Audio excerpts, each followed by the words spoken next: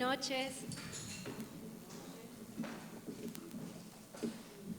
Bueno, adivinen de qué vamos a hablar. De la venida de Cristo. Por si no prestamos atención a las canciones, siempre están relacionadas, ¿no? Bueno, ¿saben cómo se llama la palabra de hoy? A ver si me pueden poner el título, el flyer. ¿Estás preparado? ¿Están preparados ustedes? No sé. ¿Para qué? ¿Para qué? Yo, por ejemplo, para en este momento tener una visita con el presidente no estoy preparada. No estoy preparada. Para ir a tener una cena romántica al Sheraton, no estoy preparada. Me verán.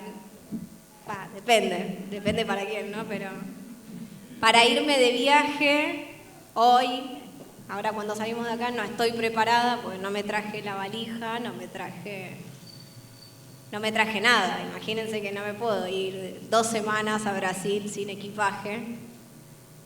Así que no estoy preparada. Pero todo depende para qué, ¿no? Y yo vengo hace como 3 semanas vengo con algo. Justo Lucho me preguntaba hace 2 o 3 días en la materia de homilética, ¿cómo te pasa a vos cuando tenés que preparar una prédica o un sermón? ¿Cómo es que el Señor te habla a vos, por ejemplo? Él sabe cómo lo prepara Él. A vos, yo decía, bueno, mira, en este caso, yo no sabía cuándo me iba a tocar, hay un calendario, pero todavía no había llegado ese calendario.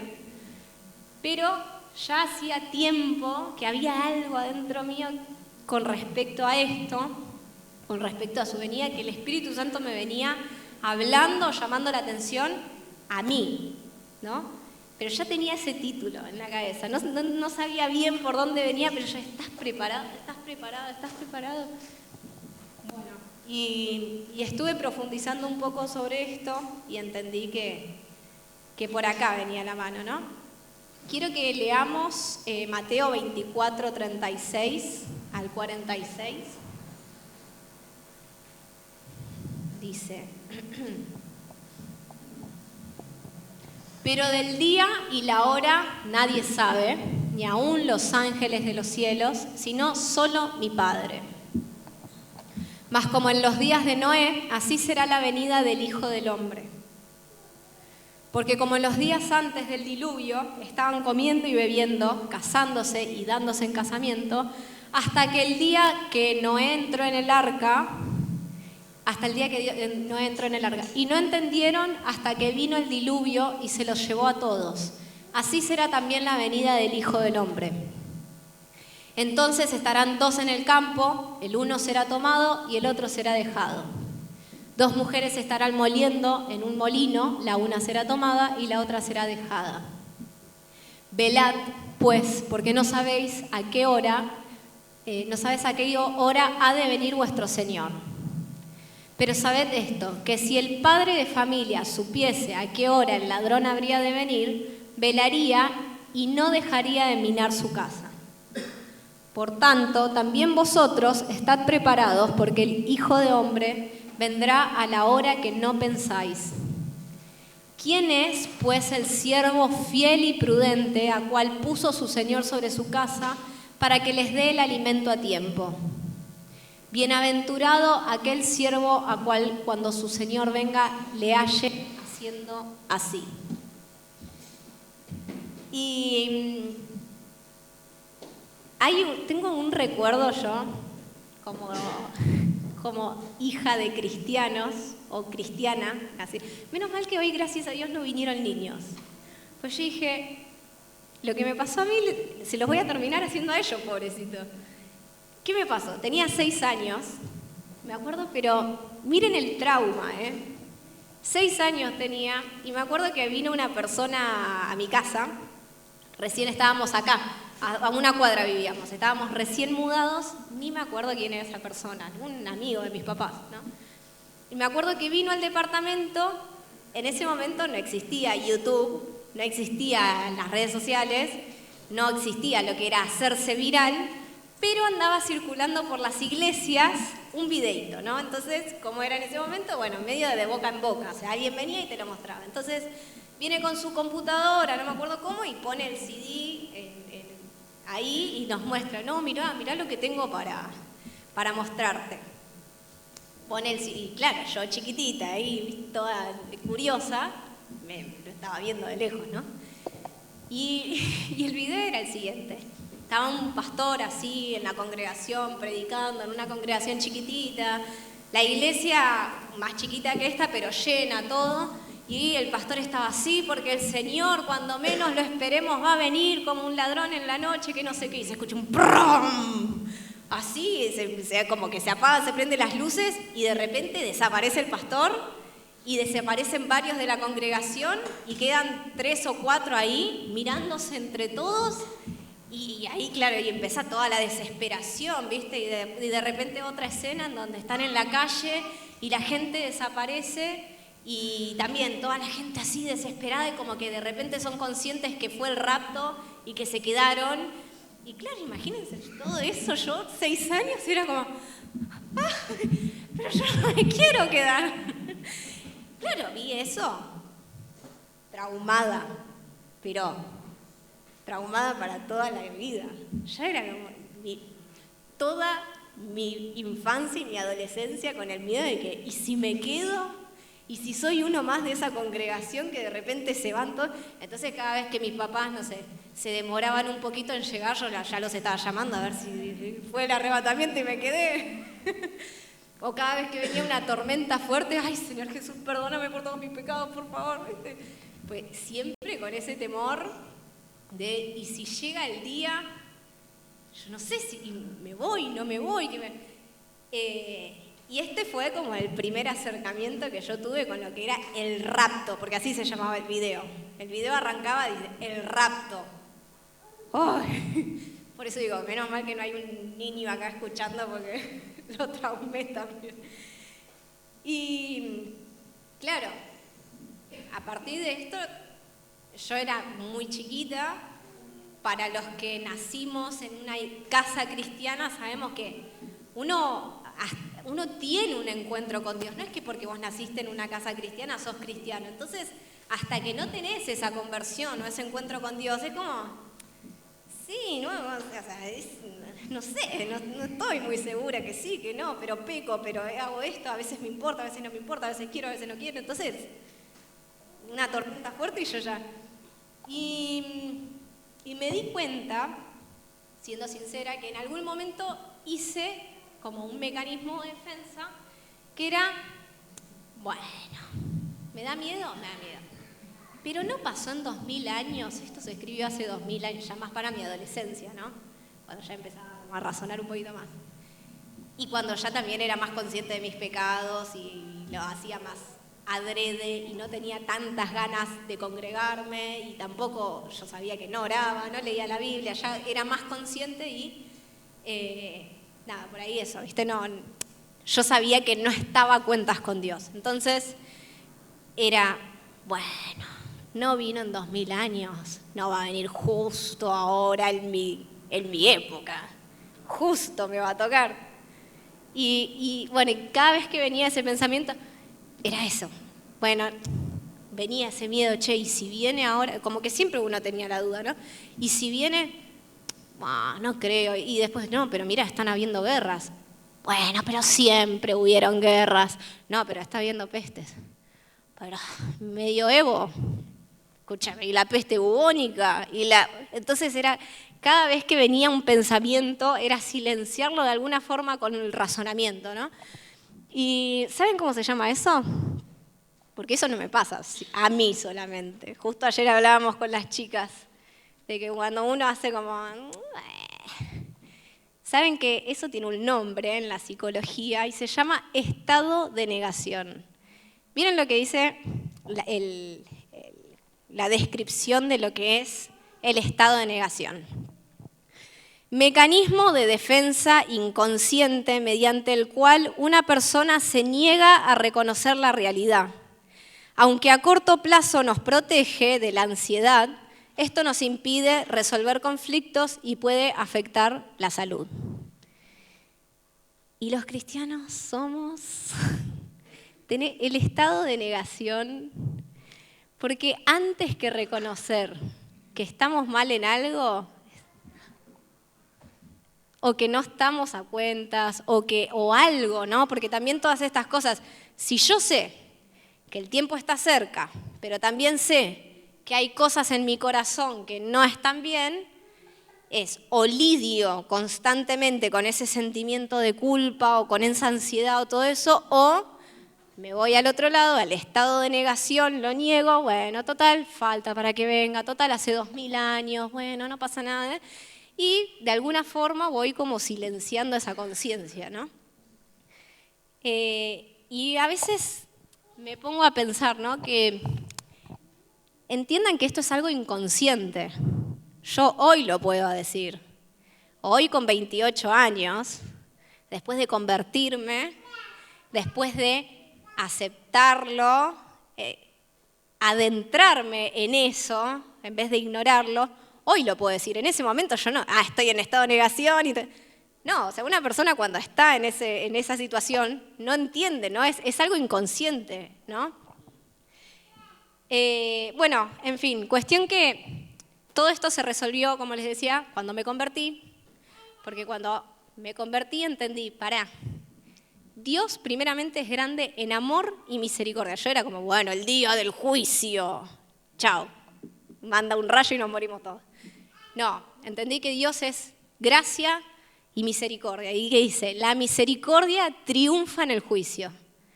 Y ya fue eso, ese pasaje para mí fue, ok, entonces es lo que pensé yo, ok, entonces vamos a ver qué dice. O sea, porque para mí era como Apocalipsis, el libro prohibido. Abría la Biblia para leer y me salteaba, ¿viste? Cuando me caía en Apocalipsis. Yo no buscaba medio que al final, porque yo sabía que podía caer en Apocalipsis, entonces me iba más para el medio de la Biblia, por Salmos, por ahí, ¿viste? Era más lindo. Y yo sé que muchos, en alguna forma, lo han hecho, no porque le tengo miedo al juicio, sino porque Apocalipsis es un libro difícil quizás de entender porque tiene mucha simbología, es un libro escatológico, quiere decir que son de los acontecimientos venideros. Al ser algo venidero no tenemos mucha claridad. ¿Por qué? Porque es algo que todavía no sucedió. Pero a lo largo de toda la vida, de toda la Biblia, anuncia su venida, no solamente en Apocalipsis. Podemos verlo en Mateo, en 1 y 2 de Tesalonicenses, los dos libros se tratan específicamente de la segunda venida. O sea, a lo largo de la Biblia tenemos mucha información, ¿no? Y es importantísima esta información, porque justamente vivir en la ignorancia nos lleva o a ser negadores seriales, o a vivir en un estado de negación, o a desconocer qué es lo que va a suceder. Y nosotros no podemos estar preparados si desconocemos qué es lo que viene. O sea, si yo no sé que me va a venir a buscar el presidente, ahora cuando salgamos para llevarnos con Isa a Estados Unidos a una junta, qué sé yo, no sé, cualquier cosa, no voy a estar preparada, me voy a venir vestida como para el culto, ¿no? No me voy a venir con una valija, no me voy a venir con las cosas que necesitaría para viajar. ¿Por qué? Porque no sé qué va a venir. Bueno, si yo no sé, si yo desconozco cuáles son los acontecimientos futuros y qué es lo que le precede y qué es lo que el Señor dice o espera de su iglesia para esos tiempos, no vamos a estar preparados, ¿sí? Entonces, vamos a hablar un poco de esto. En sí también en la iglesia en general, no en esta iglesia, acá hemos hecho estudios de Apocalipsis, pero digo, en la iglesia en general no se habla tampoco mucho de esto. ¿Por qué? Porque hay que hablar más de la gracia, porque no sea que vengan a la iglesia por miedo, lo escuché un montón de veces, no sea que la gente venga a la iglesia por miedo a no irse al infierno, por miedo de no quedarse en el rapto. Está bien, pero la palabra de Dios es una, entonces si está en la palabra, necesitamos conocer los acontecimientos. La gente necesita saber qué es lo que va a pasar. Está bien, nosotros nos vamos. Viene el Señor, nos arrebata. ¿Y qué pasa con todo el resto de las personas que quedan? ¿Ya está? ¿Perdieron la esperanza? Bueno, por ejemplo, no perdieron, todavía hay esperanza. El tema es que, ¿cómo van a hacer para saberlo? ¿Cómo van a saber qué es lo que viene si nosotros no lo hablamos, si no lo predicamos, si nosotros no lo conocemos, si como iglesia no lo conocemos? Yo a mis compañeros de trabajo les decía, si mañana no vengo a trabajar, a mis compañeros de trabajo, a mis compañeros del colegio, yo digo, yo sé que esto va a sonar muy raro lo que te voy a decir.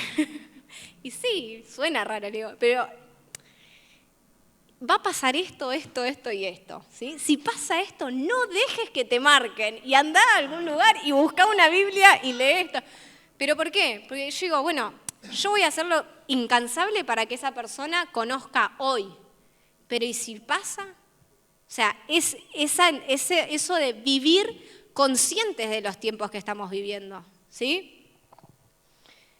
Bueno, entonces pensaba yo en un poco esto, ¿no? ¿Cómo sabemos si estamos preparados? Arrancamos la reunión o hace un ratito. ¿Estás preparado? Pregunté yo. Bueno, no sé, me dijeron. Y yo pensaba, ¿no? Bueno, ¿cómo sabemos si estamos preparados? Pero antes de esto es, ¿para qué tenemos que estar preparados? Y de esto depende entender cuánto conocemos de la palabra de Dios. Porque sabemos o no sabemos si estamos preparados o para qué estar preparado, dependiendo de cuánto conocemos de la palabra de Dios. ¿Sí? Así que vamos a ir ahora a ver qué es lo que va a pasar o qué es lo que dice la palabra al respecto y si estamos preparados para transitar eso, ¿no? Vamos a leer así puntualmente un par de versículos de Mateo 24. El contexto de Mateo 24 es Jesús en el Monte de los Olivos, vienen los apóstoles y le preguntan, Señor, ¿qué va a pasar con el templo? Bueno, no va a quedar piedra sobre piedra. ¿Cómo? Pero bueno, ¿cuándo vas a venir en tu reino? Bueno, y empieza a decirle todo lo que va a pasar antes de que venga el Hijo del Hombre. Nada que ver a lo que estaban esperando que le digan los apóstoles, pero le empieza a dar una serie de acontecimientos que yo los invito a que después lo lean. Y si bien teológicamente no se sabe a qué tiempos pertenecen, algunos teólogos por ahí piensan que eso ya está todo cumplido en el tiempo en donde se destruyó el templo, literalmente, que fue en el 70 después de Cristo. Otros teólogos piensan que es en el momento de la gran tribulación, que esto sucede después del arrebatamiento, y otros teólogos piensan que no, o sea que los cristianos de hoy vamos a transitar también parte de la tribulación antes de que venga el arrebatamiento. Pero antes de definir esto, no sé si lo voy a definir, pero vamos a leer primero qué es lo que dice, ¿sí? Mateo 24, versículo 5 dice, porque vendrán muchos en mi nombre diciendo yo soy el Cristo y a muchos engañarán. Entonces, versículo 5 dice que van a haber falsos profetas. ¿Hay falsos profetas hoy? Sí, bien, podemos dar como cumplida, check, esta. Versículo 6. Y oiréis de guerras y rumores de guerra, mirad que no os turbéis, porque es necesario que todo esto acontezca, pero aún no es el fin. Check, dice Javi. Bueno, ahora más que nunca. Hay guerras, ¿sí? Hay rumores de guerra. ¿Sí? Yo no sé si ustedes ven las noticias internacionales. Ahora se ve que se acabó el pacto de paz que había con Irán, ahora en estos días, de nuevo. Estamos ahí, estamos todo el tiempo, Rusia, Ucrania, Irán, Estados Unidos, Israel, Palestina, todo el tiempo, ¿no? Check. Versículo 7. Porque se levantarán nación contra nación y reino contra reino y habrá pestes, hambres, terremotos en diferentes lugares. Pestes, coronavirus, la última, la más reciente, ¿no? Bueno, no, el ébola, cualquiera, no, hay miles. Hambre, definitivamente. Terremotos, hace 2 semanas, ¿cuál fue el último gran terremoto? No es un terremoto, porque fue en todo el cinturón de fuego. ¿Cinturón de fuego es? En todos lados, en toda esa costa, en diferentes lugares. Podemos darlo por check. Versículo 9. Entonces os entregarán a tribulación y los matarán y seréis aborrecidos de todas las gentes por causa de mi nombre. Y esto me pueden decir, bueno, hoy no es que nos están matando y estamos siendo perseguidos. Acá. Andate a Medio Oriente y predica libremente en Medio Oriente. O por ahí no es una persecución directa, pero, escúchame, ningún cristiano deportista en los Juegos Olímpicos puede tener o un versículo o algo que señale, o si hace la señal de Dios. El Mundial, lo mismo. No pueden hacer determinadas cosas porque es sancionable por la FIFA si dicen algo de Dios. ¿Eso no es persecución?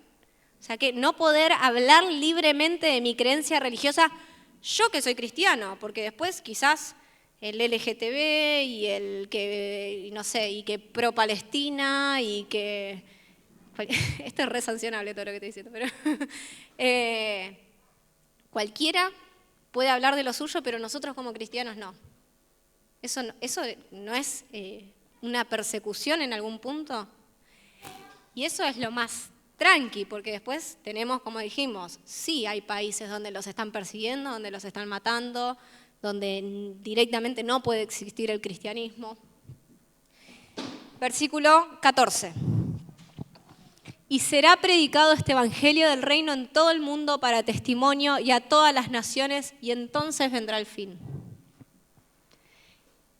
Yo creo que el evangelio ha llegado a todo el mundo. Puede ser que alguna persona no conozca todavía, pero yo creo que ha llegado. O sea, la cantidad de cristianos que existen hoy en toda la historia no ha existido. Más allá de que podemos hablar de la primera época donde se convertían de a miles. Sí, pero empezaron en un lugarcito así. Hoy todas las naciones conocen. Aún Medio Oriente, que es un lugar súper cerrado, están las iglesias más grandes o las iglesias más fuertes. Entonces, podríamos decir que el evangelio se extendió hasta el fin. Ahora, como decíamos, esto puede ser, porque después, si ustedes quieren, léanlo en más detalle, dice que esto va a ser principio de dolores, ¿no? Vienen muchas más cosas. Pero yo digo, más allá de si vamos a estar en la tribulación o si vamos a ser arrebatados o lo que sea, ya estamos viviendo estas cosas. Hoy las estamos viviendo. Quizás hoy no nos tocó vivir un terremoto en Buenos Aires, pero nuestros hermanos de Venezuela, ellos pueden estar diciendo hoy mismo, nos está pasando esto ahora. Imagínense, más allá de que son cosas naturales, pero no sé si vieron en los videos que se puso de repente todo el cielo rojo después de los terremotos, todo el cielo rojo. Yo digo, cualquier cristiano debe haber pensado, ya está. Es más, los que están viviendo eso deben estar pensando eso, se viene Cristo, ya está pasando todo, están las guerras. Muchas veces depende del contexto en donde nosotros vivamos. Quizás nosotros acá en Buenos Aires, que no tenemos persecución, que no tenemos terremotos, no tenemos tsunamis, no tenemos catástrofes naturales, no somos quizás un continente como África, que la gran mayoría está pasando pestes o hambre, o es mucho más. Quizás estamos en un contexto que nos adormece. No que no esté sucediendo, porque está sucediendo, pero por ahí no estar viviéndolo nosotros mismos hace que no seamos tan conscientes de lo inmediato que es, de que todas estas cosas se están cumpliendo más que nunca, ¿sí? Y yo pensaba un poco, ¿esto va a pasar? Porque algo escatológico son acontecimientos futuros. Digo, ¿va a pasar o está pasando? Está pasando. ¿Y va a dejar de pasar o van a aumentar estas cosas? Bueno, van a aumentar. Eso es lo que dice. Entonces, punto número 1, yo pensaba, ¿no? Para estar preparado. ¿Qué necesitamos para estar preparados? ¿Para qué? Para atravesar todas estas cosas si nos tocaran. Si nos tocara vivir persecución, ¿qué necesitamos? Porque podría llegar a pasar. Uno dice, bueno, ojalá que no. Pero ¿y si de repente viene un gobierno totalitario y dice, persigan a todos los cristianos? ¿Y si de repente se mueve todo el eje del planeta y empieza a haber terremotos en Buenos Aires? Difícil, pero no importa. ¿Y si de repente viene una peste que arrasa, no como el COVID, no, una peste? Y si bueno, en medio de todo eso que se va a vivir, ¿cómo hacemos nosotros como iglesia para poder estar firmes? ¿Cómo hacemos nosotros como iglesia para poder mantenernos? Yo realmente, va a sonar bastante conspiranoica, pero yo digo, veo lo que viene, veo las cosas que se hablan, a mí me gusta la política, trato de leer acerca de eso, veo que hay agendas, y esto no es conspiración, hay agendas mundiales, porque es así. Y cuando vos te pones a investigar un poquitito, ni siquiera te digo que, o sea, vos entrás a las páginas oficiales de, por ejemplo, la Organización Mundial de la Salud o de la Unión Europea o, bueno, lo que sea, ¿no? Cuando vos entrás a las páginas oficiales, buscás un poquitito y está todo. Lo de la peste, por ejemplo, lo de la pandemia, ya estaba, hace un tiempo estaba dicho eso. O sea, está todo un poco planeado, más allá de que nada se va del control de Dios, ¿no? Pero la realidad es esa, o sea, estamos bajo el mundo, nosotros no, el mundo está bajo el gobierno del enemigo, ¿sí? Entonces esto mejorar no va a mejorar. Entonces nosotros necesitamos como iglesia entender lo que viene para poder estar preparados, ¿sí? Para mí es un poco difícil hablar de esto porque justamente hay tantas cosas que no se saben, que cómo van a ser o cosas ahí teológicas o cosas. Yo lo único que sé es que tenemos que estar preparados. Yo tenía pánico cuando era chiquita de decir, ¿y si hay persecución? Yo no sé si estoy en esa situación, si no negaría a Cristo. No lo sé, o sea, voy a ser sincera. Porque si no, si vivo en la negación, no me voy a poder preparar. Y la realidad era, Dios, no sé, pero si llega a pasar, yo te pido que me prepares. Realmente esa mucho tiempo fue mi oración. Y yo se lo decía a mi papá, tengo miedo de que si nos persiguen o si pasara algo, o si Dios me manda a Medio Oriente, decirle no porque tengo miedo de morir por ser cristiana. Yo digo, no quiero que haya un no en mi boca para con Dios. Y mi papá me decía,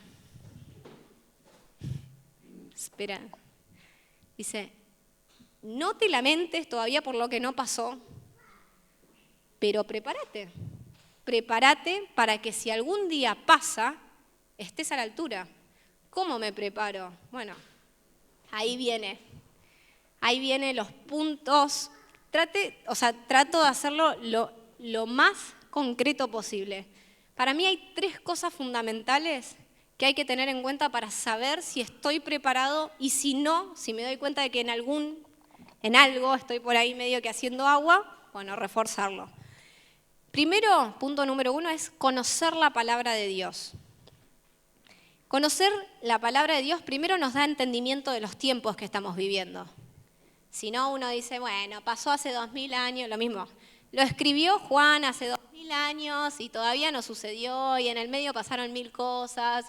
Y en algún momento se pensó que Hitler era el anticristo porque iba en contra del pueblo judío y porque mató un montón, sí, bueno, y después pasó. Bueno, sí, pero pará, porque en ese momento no habían pasado un montón de cosas que hoy, a esta altura, sí ya pasaron, ¿sí? Entonces, Básicamente conocer la palabra de Dios nos da entendimiento de los tiempos, nos libra, yo no sé si se acuerdan del versículo 5, dice, ¿qué es lo que va a venir? Bueno, no importa. Falsos profetas, dice, van a ser engañados. Aún hasta los escogidos van a ser engañados. Aún hasta los escogidos. No está diciendo la gente de afuera, la que no conoce. No, está hablando que la gente de la iglesia va a ser engañada. Entonces, ¿cómo yo evito ser engañado por estos falsos profetas? Porque no es que vienen a decir, no, paren, Dios no existe. No, es muy burdo eso. ¿Qué vienen? Con doctrinas que en algún punto no son bíblicas. ¿Y cómo sé yo si una doctrina es o no es bíblica? Si conozco la palabra de Dios. Si yo escucho y entiendo que, no, pero la palabra dice eso, pero yo tengo que tener las herramientas para poder discernir si algo es bíblico o no es bíblico, ¿sí? Entonces, nos libra de ser engañados de cualquier viento de falsa doctrina. Nos permite no sumirnos en la desesperación porque sabemos que tenemos una esperanza. Pues si decimos, vienen catástrofes, o sea, yo estoy predicando, chicos, miren que esto se va a poner peor, vienen catástrofes, vienen pestes, vienen esto, viene aquello, y ustedes se van de acá y me duermo, me escondo bajo de la cama y no salgo más. Bueno, Señor, venía a buscarme. Lo mejor que nos puede pasar es el arrebatamiento rápido, porque no quiero vivir más esto. Bueno, no, pará. Pues si conocemos la palabra de Dios sabemos que lo mínimo, a los que aman a Dios todas las cosas ayudan a bien, que tenemos una esperanza eterna. Si ustedes leen Salmo 91, que el otro día se lo leía a las chicas, caerán 1000 a tu diestra y 10.000 a tu derecha, pero a vos no te va a tocar nada. Bueno, pará. Tenemos un Señor que nos guarda. Yo no sé si vieron, en Venezuela habían un montón de testimonios de cristianos, una iglesia entera de cristianos que todos sobrevivieron. O sea, estaban en la iglesia y el edificio se cayó y todos los cristianos sobrevivieron. Otra, una mujer que justamente empezaron a derrumbarse los edificios y ella empezó a recitar el Salmo 91 y Señor, en el nombre de Jesús, cubrime con tu sangre, que no sé qué. Se cayeron, literalmente murieron todos los que estaban alrededor de ella. Pasó minutos después, le hicieron la entrevista y ella llorando, porque el Señor me guardó. Y que no. Bueno, ¿van a venir estas cosas? Sí. Pero tenemos un Dios. Gracias a Dios, el Espíritu Santo vive con nosotros. Tenemos un Dios que nos guarda, tenemos sus promesas de qué agarrarnos para no sumirnos en la desesperación. Pero todo esto lo tenemos mediante la palabra de Dios. ¿Cómo sé yo esto? ¿Cuál es mi esperanza? Yo les voy a decir la verdad. Miro un poco de noticias y yo digo, es ya. Viene ya. Y el otro día estaba pensando, y realmente me pasó justo la semana que me enteré que estaba embarazada. Y yo digo, encima dice, ¡ay de las que estén en cinta! Y yo tipo,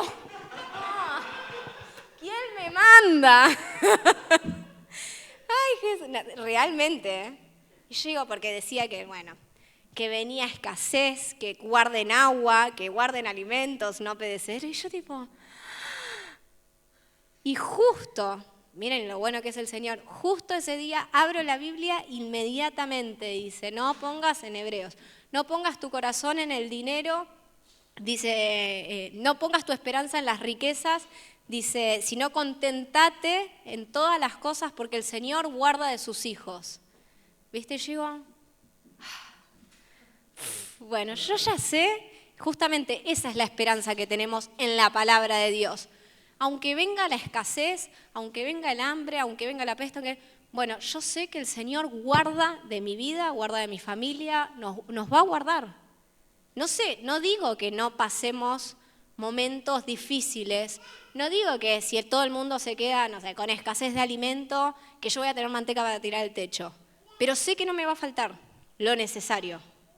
Capaz que Dios nos provee, no sé, no sabemos, pero mi esperanza es que Dios guarda de nosotros, que de hambre no nos vamos a morir, ¿sí? Todo esto viene, esta paz que hace que nosotros no nos desesperemos, no nos llenemos de ansiedad, no estemos así, viene a partir del conocimiento que yo tengo en la palabra de Dios, ¿sí? La palabra de Dios nos permite prepararnos en oración. Y un poco esto que les decía. Si yo sé que quizás como cristianos podamos vivir persecución, si yo sé que quizás vamos a vivir cosas difíciles o vamos a estar expuestos a determinadas cosas porque lo dice la palabra, ¿qué hago? Bueno, Señor, prepáranos. Yo acá me van a escuchar los que vienen los jueves a la mañana. Yo oro todo el tiempo, Señor, prepáranos como iglesia. Prepáranos para estar listos para lo que venga, para lo que sea que nos toque vivir. Danos un corazón que te ame a vos sobre todas las cosas. Danos un corazón que no tenga temor de perder. Danos un corazón que esté listo si tenemos que salir corriendo, no importa. Prepáranos, prepáranos. Conocer la palabra de Dios nos permite estar preparados y orar específicamente. No solamente, Señor, dame mi casita propia. Señor, dame mi auto. Permitime irme a Brasil de vacaciones. No, o sea, orar conscientes de los tiempos que estamos viviendo. ¿Está mal eso? No está mal, pero si somos conscientes que tenemos urgencia, que todos los acontecimientos están sucediendo, bueno, y me doy cuenta de que quizás, si viene, digo cualquier cosa, digo esto porque es lo más, que quizás si viene persecución, yo hago agua o no me la banco, y bueno, entonces en vez de orar por mi casa propia o por mi auto, por las vacaciones, voy a orar, Señor, prepárame para que si viene, yo pueda mantenerme fiel a vos, ¿sí? ¿Amén? Entonces, conocer la palabra de Dios nos permite estar preparados. Punto número 2, fijar la mirada en Cristo. Sabemos que estamos preparados porque justamente no estamos perdiendo tiempo, no estamos distraídos, no tenemos nuestro corazón en las cosas de este mundo. ¿Sí? Tenemos nuestro corazón en ¿qué? Cristo viene. Y esa es nuestra urgencia. Justamente, ¿qué cantábamos? Te esperaré sin manchas con vestiduras blancas. Si yo sé que Cristo viene, si yo sé que la necesidad es urgente, si yo tengo puesta mi mirada en Jesús, ya no importa trabajar para tener todo lo que quiero, para tener un mejor pasar en esta vida. Ya no importa, chicos, realmente pierde valor. Las otras cosas pierden valor. Cuando yo fijo mis miradas en Cristo y me puedo identificar con lo que hay en su corazón, ya no me importa tanto si, lo que hablábamos, si tengo, no sé, si puedo comer sushi o si tengo que comer arroz con pollo. Ya no importa eso, ¿qué importa? Che, al lado mío hay una persona que se muere y no conoce. Che, si Cristo viene hoy, todas estas personas se pierden. Esa es la urgencia. Che, me doy cuenta de que hay un montón de cosas que me están anestesiando. Me doy cuenta de que mi corazón se está preocupando por cosas que realmente no tienen sentido. Un poco cuando hablábamos de Venezuela la semana pasada, el sábado cuando orábamos, una de las cosas que les decía es, ojo, porque el enemigo a través de las redes sociales anestesia nuestros sentidos espirituales. Anestesia nuestros sentidos espirituales.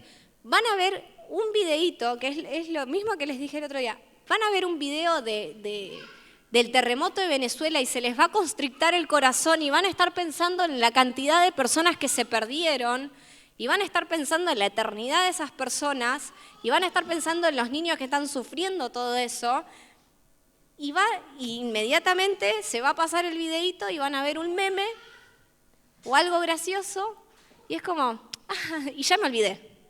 Y todo eso que mi corazón se estaba sensibilizando de alguna forma a la necesidad o estaba compadeciéndose de eso, se disipó, se fue.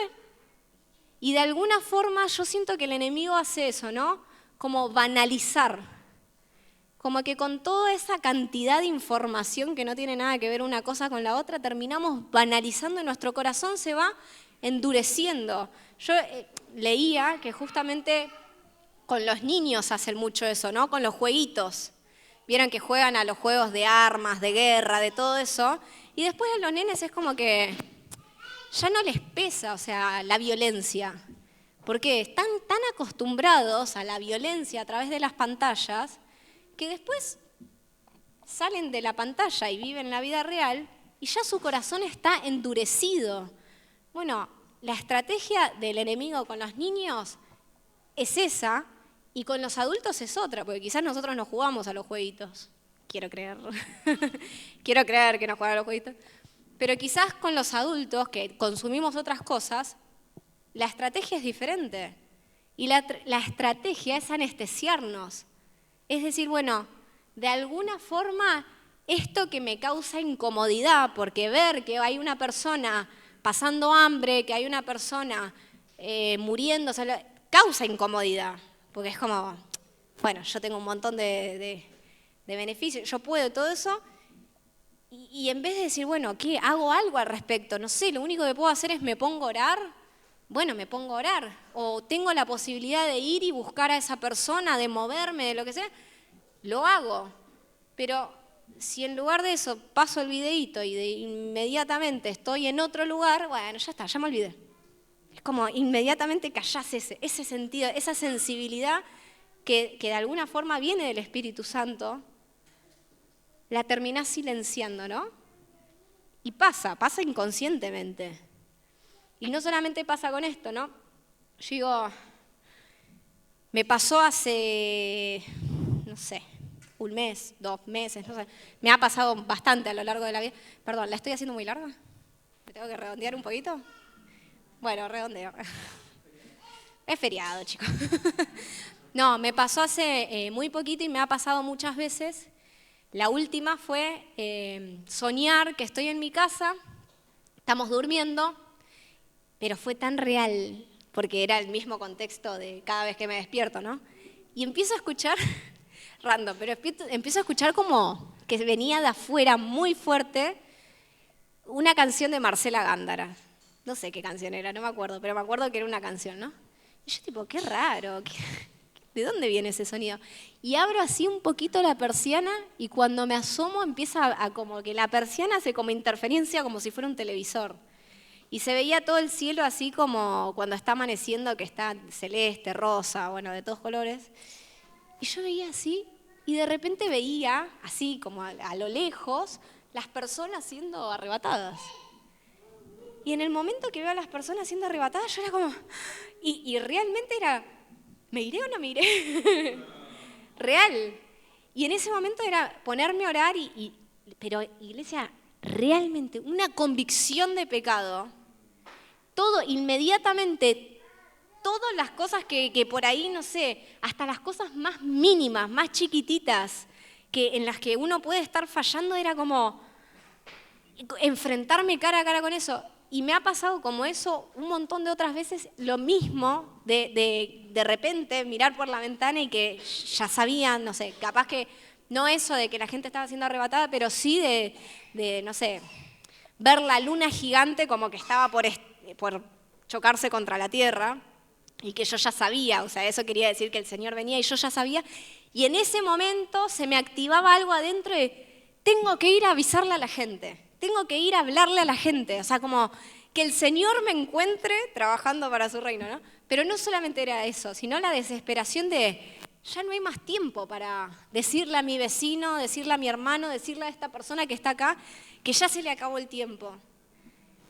Y cada vez que termina eso, yo digo, Señor, por favor, guardame de no quiero esperar el último momento, el último minuto, para tener que hacer lo que tengo que hacer. Si yo ya sé que Dios viene, si en este momento puedo hacerlo, si puedo ir y hablarle a la persona que está al lado, cruzarme y hablarle a mi vecino que está enfrente, ¿sí? ¿Por qué esperar hasta el último momento, cuando ya no tengo opción, cuando ya se acabaron todas las esperanzas? ¿Por qué esperar ese momento? O sea, realmente es algo con lo que yo... a mí me sirve soñar esto porque me hace despertarme, ¿no?, a la necesidad. ¿Por qué esperar al último momento para poder confrontarme con el pecado que no sé, o con la debilidad esta, o con lo que sea. No quiero, justamente, realmente, el deseo de mi corazón, que cuando el Señor me encuentre, cuando venga, encuentre mis vestiduras blancas, que yo no tenga de qué avergonzarme. No vamos a ser perfectos hasta que el Señor venga. Sí, estamos sujetos a carne, a debilidades, estamos en un proceso, pero sí sabemos que hay muchas cosas que podemos hacer y no las estamos haciendo. ¿Cuántas posibilidades tuvimos o cuántas oportunidades hemos tenido y dejamos pasar de largo porque, ay, qué vergüenza? No le voy a hablar ahora, re desubicada, ¿qué va a pensar? O, bueno, le hablo mañana, voy mañana. ¿Qué sé yo si hay un mañana? No sé si hay un mañana. Y si no hay un mañana, entonces, todo esto no es que uno tenga que vivir antes. Vieron que los pastores siempre cuentan que antes no estudiaban y no hacían nada porque Cristo venía ya. No es un llamado a ser mediocres, no. Pero que el Señor nos encuentre haciendo lo que tenemos que hacer. Si tenemos que estudiar, tenemos que estudiar. Si tenemos que trabajar, tenemos que trabajar. Pero con nuestro corazón y nuestros ojos puestos en Él. Con nuestro corazón y nuestros ojos conscientes de los tiempos que estamos viviendo, de las oportunidades que tenemos con nuestros compañeros de trabajo o con nuestros compañeros de la facultad. Porque en ese lugar es donde Dios nos puso para hacer luz. No es que nos aislemos del mundo porque Cristo viene mañana y no, es que hagamos lo que tenemos que hacer con nuestro corazón puesto en Él, en lo que Él quiere, en lo que realmente es importante. No es importante el título en sí, es importante las personas que estudian con vos. No es importante el sueldo que ganes, es importante las personas que trabajan alrededor tuyo. Por consecuencia ganas un sueldo, por consecuencia el Señor te va a dar un título, pero no importa eso, porque si Dios viene mañana, no importa si terminaste la carrera. Si Dios viene mañana, no importa si tuviste tu casa propia, tu auto propio o no lo tuviste. Importa las personas que trajiste con vos. Importa si vos fuiste fiel en el lugar en donde Dios te puso. Eso es lo que importa. ¿Podés poner, Gio, Mateo 24, 45?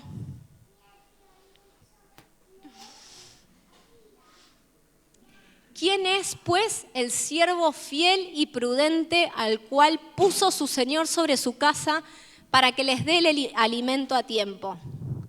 Bienaventurado aquel siervo al cual cuando su Señor venga le halle haciendo así.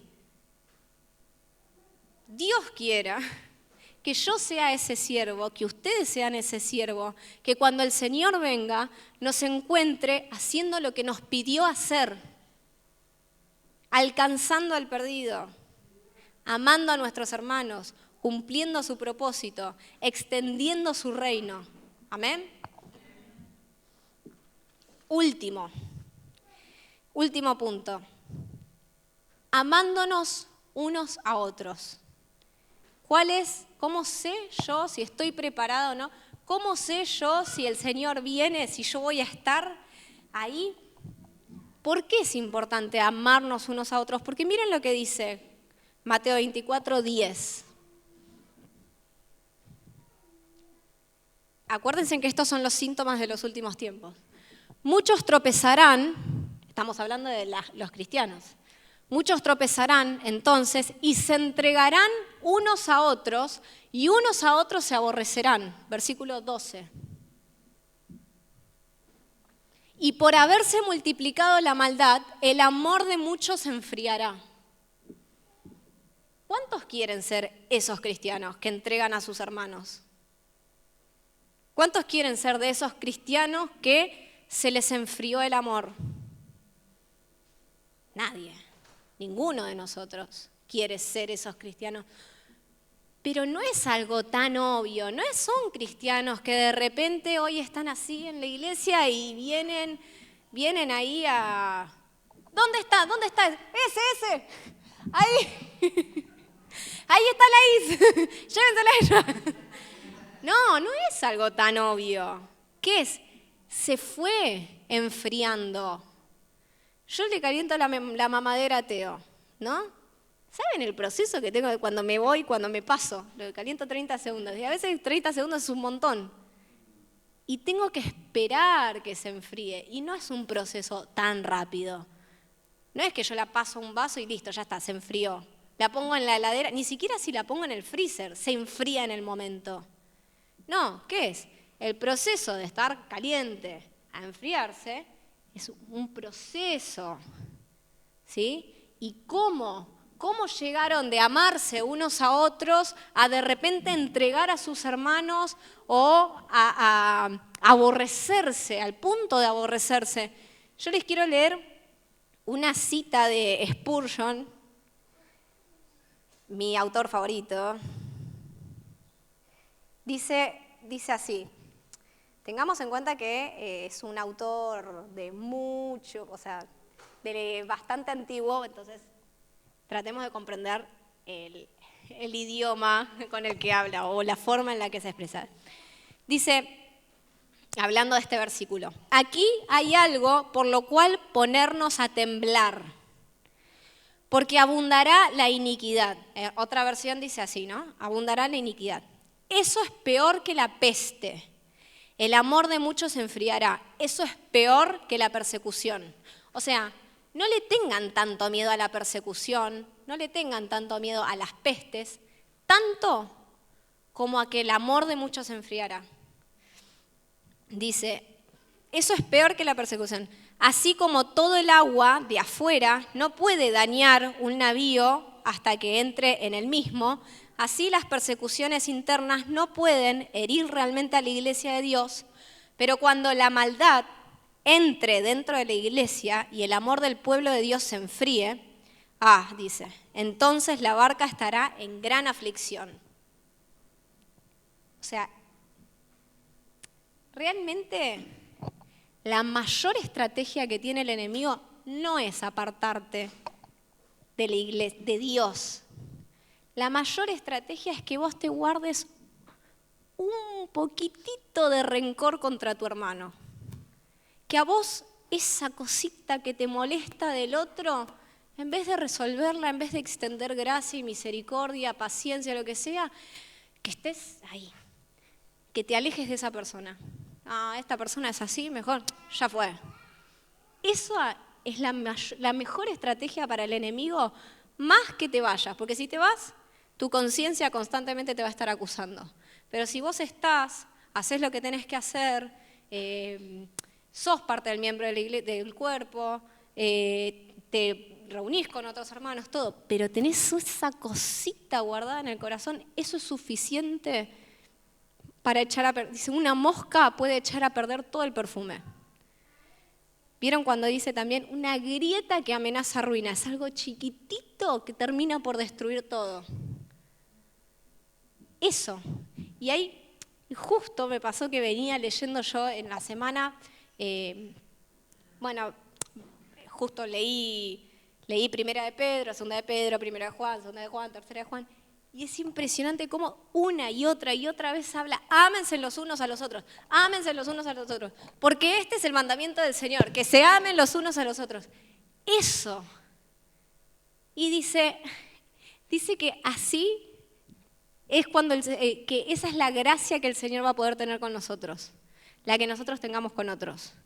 Dice en 1 Juan 3:11. Ya voy terminando, tranquilos. Dice, porque este es el mensaje que habéis oído desde el principio, que nos amemos los unos a los otros. 1 Juan 3:16. No como... En esto hemos conocido el amor, en que Él puso su vida por nosotros. También nosotros debemos poner nuestra vida por los hermanos. Espera un segundo. Dios puso su vida por nosotros. ¿Que somos perfectos? No. Dios puso su vida por nosotros. ¿Que somos buenos? Que somos pecadores, llenos de falencia. Que una y otra vez hemos de alguna forma constrictado al Espíritu Santo o atentado contra el Espíritu Santo. Dios puso su vida por nosotros. Y lo que Dios nos pide es, ustedes pongan su vida por sus hermanos. Y no estoy hablando de, bueno, si está a punto de ser atropellado, empujalo y pasalo. No. Poner tu vida por tu hermano está, amá a tu hermano. Amalo como si fuera tu mejor amigo. Amalo como si fuera la persona perfecta. Amalo como si fuera todo lo que vos querés de una persona. Como si fuera realmente un mejor amigo, pero no un mejor amigo de que, esa es mi mejor amiga. No, sino ese amigo que vos esperás que sea, o que a vos te gustaría que sean con vos, o que vos sos con otra persona. Aunque no lo sea, amalo. No importa cómo sea, no importa su falencia, no importa su falla, no importa su perfección. Amalo, amá a tu hermano. Ese es el mandamiento. Dice, versículo 17. Pero el que tiene bienes en este mundo y ve a su hermano tener necesidad y cierra contra él su corazón, ¿cómo mora el amor de Dios en él? 18. Hijitos míos, no amemos de palabra ni de lengua, sino con hechos y verdad. No importa si te digo que te amo, pero nunca jamás te pregunto, che, ¿cómo estás? Che, ¿necesitas algo? ¿Puedo estar orando por vos? O si tenés necesidad, o pase lo que pase y no estoy. Por más que digo, sí, yo amo a la iglesia, yo amo a mis hermanos. Está bien, pero el amor es acción, son hechos, ¿sí? Y último, Juan 2:9.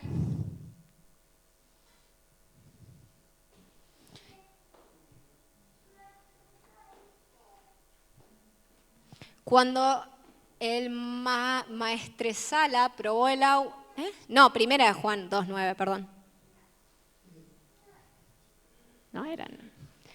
El que dice que está en la luz y aborrece a su hermano está todavía en tinieblas.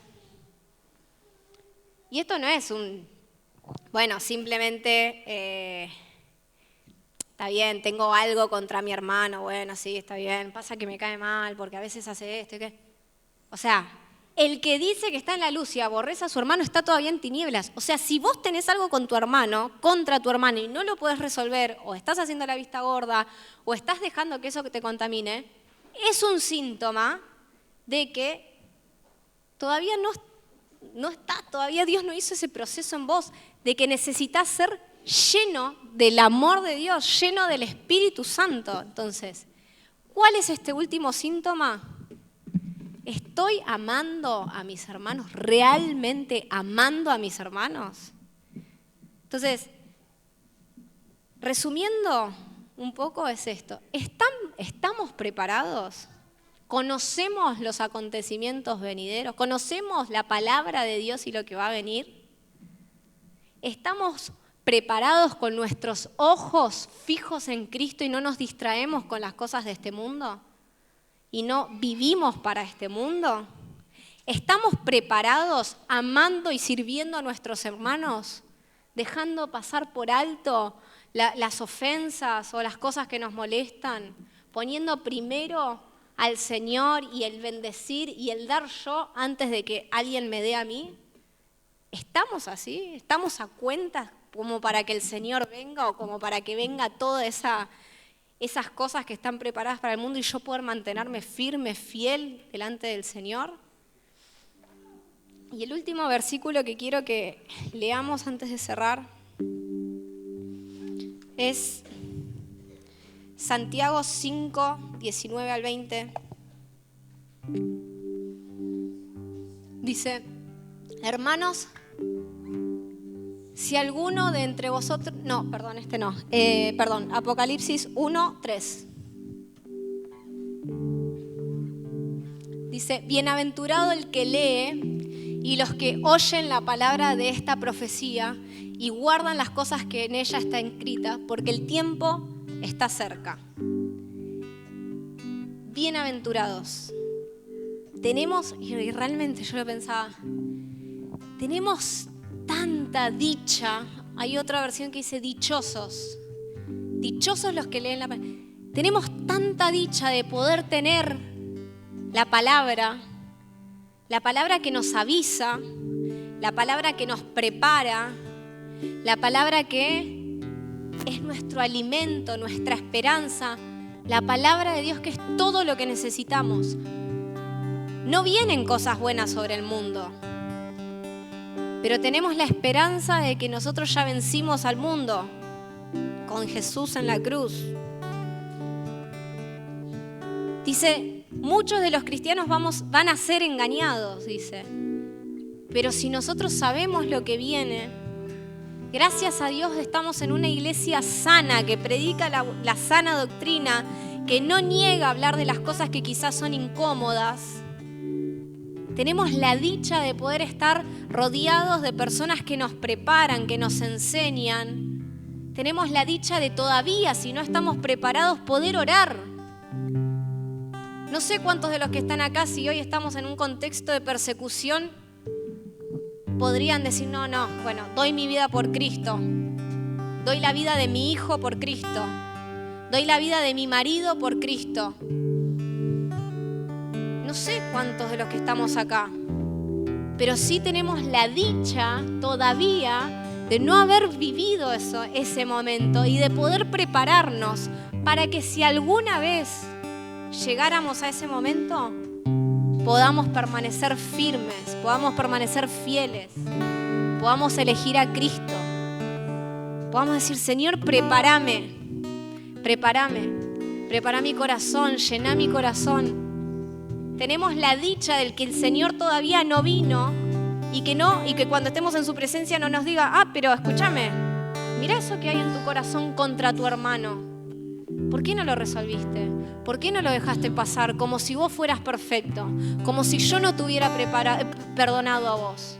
¿Se imaginan estar delante de Jesús y que diga, yo di mi vida por vos que eras imperfecto? ¿Cómo vos no pudiste perdonar una ofensita de tu hermano?